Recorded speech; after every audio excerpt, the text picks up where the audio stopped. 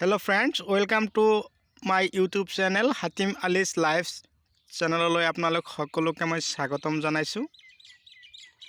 বন্ধুসকল আপোনালোক কেনে আছে? আশা কৰো আপোনালোক সবেই ভালে আছে। বন্ধুসকল আজি মই আপোনালোকলৈ নতুন এক ধৰণৰ ভেন্দি খেতিৰ ভিডিও দিবলৈ গৈ আছো। আপোনালোকে যদি মোৰ চেনেলৰ নতুন হৈ আছে আপোনালোকে মোৰ চেনেলখন সাবস্ক্ৰাইব কৰিব আৰু কাষত থকা বেল আইকনখন আপোনালোকে প্ৰেছ কৰিব আৰু মোৰ ভিডিওখন চাই যদি আপোনালোকৰ ভাল লাগে তেনেহলে মোৰ ভিডিওত এটা লাইক দি দিব। মই বহুত আনন্দিত হ'ম। তো কথা হ'ল বন্ধুসকল আজি মই আপোনালোকলৈ যিখান ভেন্দি খেতিৰ ভিডিও পঠিয়াই আছো এই ভেন্দিৰ বিধানটোৰ নাম প্ৰথমতে মই আপোনালোকক জনাই দিছো। এই ভেন্দিৰ বিধানটোৰ নাম হ'ল ৰাধিকা ভেন্দি। ইয়াৰ লাভালাভ বহুত ভাল। তো বন্ধুসকল এই ভেন্দিৰ চাহিদাও বজাৰত বহুত বেছি। দামো এতিয়া বহুত ভাল 70 পৰা 80 টকা কিলো। তো বন্ধুসকল আপোনালোকে আশা কৰো এই ধৰণৰ খেতি কৰিব। এই খেতিৰ বয়স অলৰেডি 1.5 মাহ পাৰ হৈ গ'ল। তো বন্ধুসকল এতিয়া মই ক'বলৈ গৈ আছো প্ৰথমতে মাটিৰ গুণাগুণ। এই ভেন্দি খেতি কৰিবলৈ হলে ৰাধিকা ভেন্দি খেতি কৰিবলৈ হলে মাটিৰ গুণাগুণ কেনেকুৱা হ'ব লাগিব। তো মাটিডৰা হ'ব লাগিব অলপ তাৰ মানে ওখ উৰ্বৰ পলসুৱা আৰু হিউমাছ থকা মাটি হলে ভেন্দি খেতিৰ বাবে বৰ উপযোগী। এই খেতিৰ কৰিবলৈ বিঘা প্ৰতি আপোনালোকে গোবৰ অলপ বেছি দিব লাগিব আৰু এই খেতিৰ পৰা ভেন্দি উঠাব পাৰিব ধৰক এদিন পিছে যথেষ্ট পৰিমাণে লাভালাভ আছে। এই খেতি কৰিবলৈ প্ৰথমতে আপোনালোকে 25 কিলো মান মাটি সাৰ দি ল'ব। 7 পৰা 10 কিলো আপোনালোকে পটাছ দিব। তাৰ লগতে 5 পৰা 7 কিলো চূণ দিব। সব এদিনতে হিচি এটা বা এবাৰ চাচ মাৰি থৈ দিব। এবাৰ খেতিখন ধুনীয়াকৈ হাল মাৰি থৈ দিয়াৰ পিছত যেতিয়া চাব মাটিখিনিৰ ঘাঁহ বনবিলাক আছে যেতিয়া পচি গৈ যাব এসপ্তাহ পাৰ হৈ যাব তেতিয়া আপোনালোকে কি কৰিব লাগিব পুনৰাই হাল মাৰিব লাগিব।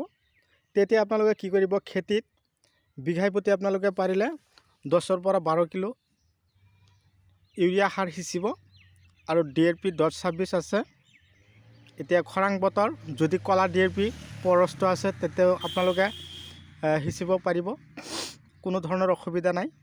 সিঁচিখিনি আকৌ সেকেন্ড ষ্টেপ হাল মাৰিলে মাটিখিনি আকৌ একদম পুৰা ধুলিময় কৰিলে ময়াই একদম পুৰা সমান কৰি ৰাখিলে পিছলৈ থাৰ্ড ষ্টেপত আকৌ হাল মাৰিব।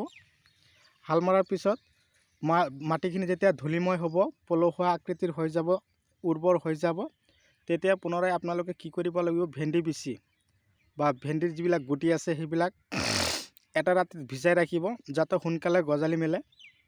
এনেকুৱা পদ্ধতিত যদি আপোনালোকে খেতি কৰিব পাৰে বহুত ভাল। এটা ৰাতি ভিজাই ৰাখি একদম পুৰা মৰ্নিংতে কি কৰিব লাগিব আপোনালোকে এই গুটিবিলাক লগাব লাগিব। গছৰ পৰা গছৰ দূৰত্ব ৰাখিব আপোনালোকে 4 পৰা 5 ইঞ্চি আৰু শাৰীৰ পৰা শাৰীৰ দূৰত্ব ৰাখিব মিনিমাম 1 ফুট বা 1.5 ফুট এনেকৈ ৰাখিব পাৰিলে ভাল। তাৰ মানে এই মাজে যাব লাগিব ভেন্দি উঠাব লাগিব প্ৰত্যেক দিনে আপ ডাউন কৰিব লাগিব। তাৰ কাৰণে এই ধৰণৰ ব্যৱস্থা আপোনালোকে অৱলম্বন কৰিব। তো বন্ধুসকল এই পদ্ধতিত যদি আপোনালোকে কৰিব পাৰে তো একদম 100% আপোনালোকে ভেন্দি খেতি লাভালাভ পাব। বিঘাই প্ৰতি আপোনালোকে ধৰক 10 বা 15 দিন তাৰ পিছে আপোনালোকে চাব 20,000 30,000 10-15 দিন পিছে 20,000 30,000 এনেকৈ টকা আপোনালোকৰ হাতত আহি যাব আৰু বিক্ৰী কৰিব পাৰিব ধৰক এদিন পিছে আৰু যদি আশা কৰে আপোনালোকে যে প্ৰত্যেক দিনা আমি বিক্ৰী কৰিম তথাপি আমাৰ কোনো কথা নাই। ভেন্দি অলৰেডি গছত লাগিছে। ৰাধিকা ভেন্দিত কিন্তু লাভালাভ যথেষ্ট পৰিমাণে আছে বন্ধুসকল। এয়া চাওক ভেন্দিৰ কলিবিলাক গছত এতিয়া লাগিবলৈ আৰম্ভ কৰিছে। যেতিয়া ইয়াৰ বয়স পুৰা 2 মাহ পাৰ হৈ যাব তেতিয়া চাব কিমান ধুনীয়া ভেন্দি হ'ব। তো বন্ধুসকল এতিয়া মই আলোচনা কৰিবলৈ গৈ আছো। মোৰ আলোচ্য বিষয় হ'ল এইটোৱে ভেন্দি গছৰ পাতবিলাক যে কুকুৰা হৈ যায় তাৰ কাৰণে আপোনালোকক মই ধুনীয়া এটা ঔষধৰ নাম কৈ দিম। আপোনালোকে সেই ঔষধটো গছত স্প্ৰে কৰিব। ঠাণ্ডাৰ প্ৰকোপটো অলপ বেছি আছিল তাৰ কাৰণে এনেকুৱা অলপ কুকুৰা হৈছে। তাৰ কাৰণে আপোনালোকে যদি পাৰে ডাইথেনটো অলপ স্প্ৰে কৰিব পাৰিব মাজে। চাইমন আছে ইক্কা আছে। চাইমন আৰু ইক্কা দিলে কি হ'ব এই ভেন্দি গছৰ যিটো কলা আৱৰণৰ যিটো পোক আছে সেই পোকবিলাক দূৰ হৈ যাব। এয়া চাওক, আপোনালোকক মই দেখুৱাই দিছোঁ।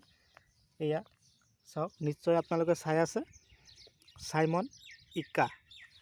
আৰু মাজে মাজে আপোনালোকে বায়ম পাৱাৰ স্প্ৰে কৰিব। ভেন্দি খেতি কিন্তু এদিনৰ নহয়, আপোনালোকে যদি ইচ্ছা কৰে খেতি ৰাখি দিম, আপোনালোকে 8 মাহ বিক্ৰী কৰিব পাৰিব। তো ভিডিঅ'খন চাই আপোনালোকৰ কেনে লাগিছে মোৰ কমেণ্টত জনাব। এইখিনি কৈ মোৰ ভিডিঅ' আজি সমাপ্ত কৰিছোঁ। ধন্যবাদ।